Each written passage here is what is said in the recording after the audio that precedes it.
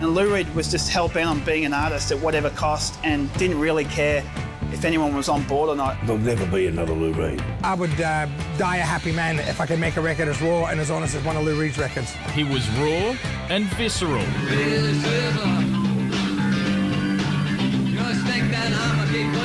Lou Reed took no prisoners.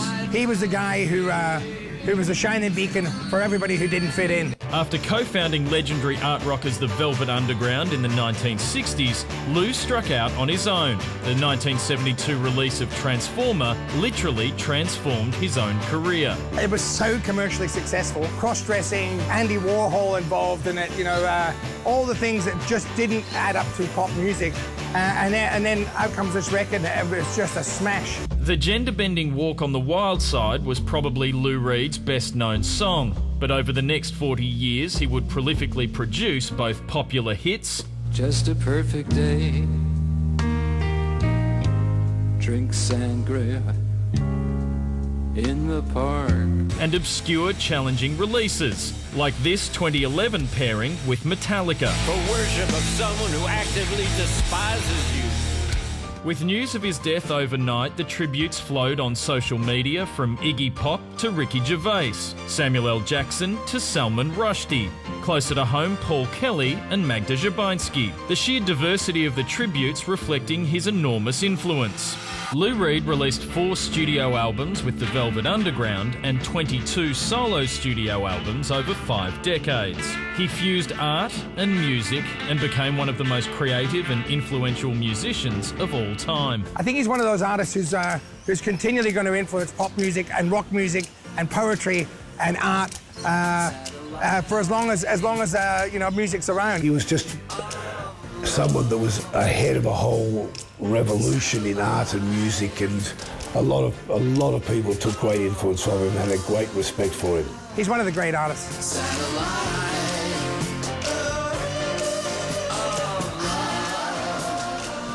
Not get cooler than Lou Reed.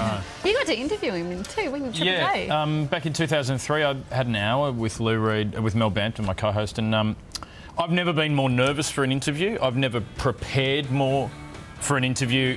How was he? Because there's talk sometimes he was into interviews and other times he... Yeah, well, I think because we'd done our homework, he liked us. I think if you went in not knowing enough or making bad assumptions about him, he just wouldn't suffer fools. But what I will say is he said one thing, and it's a tribute to... and it sort of stands for his career.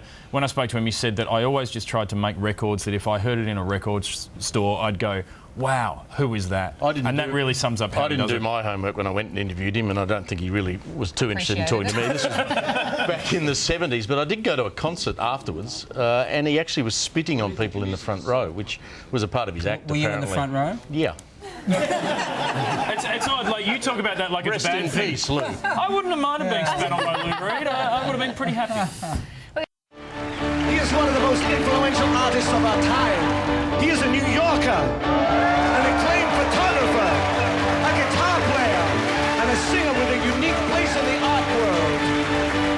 Please welcome Lou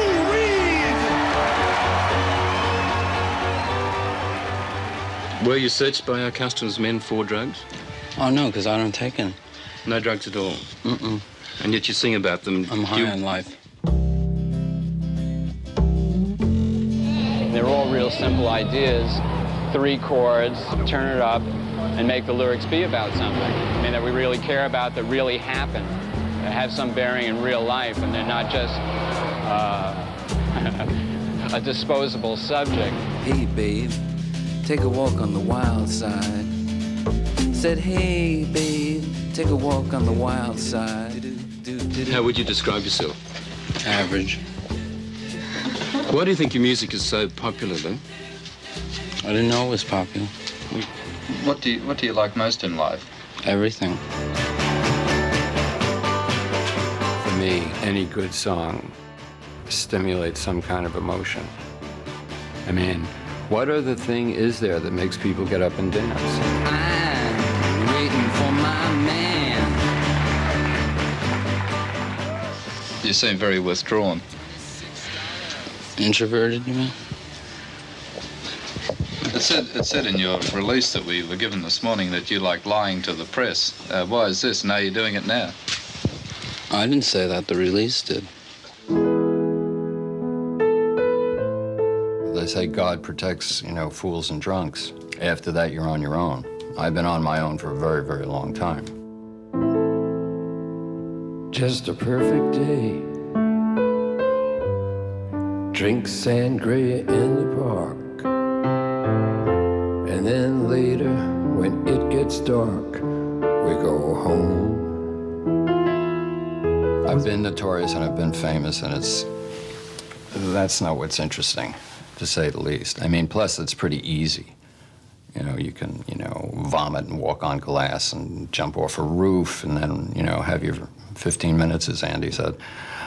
But trying to write something over a period of time and improve it and get closer to it, I mean, you never will get there, which is a cliche, granted, but there's a lot of fun to be had trying to do that.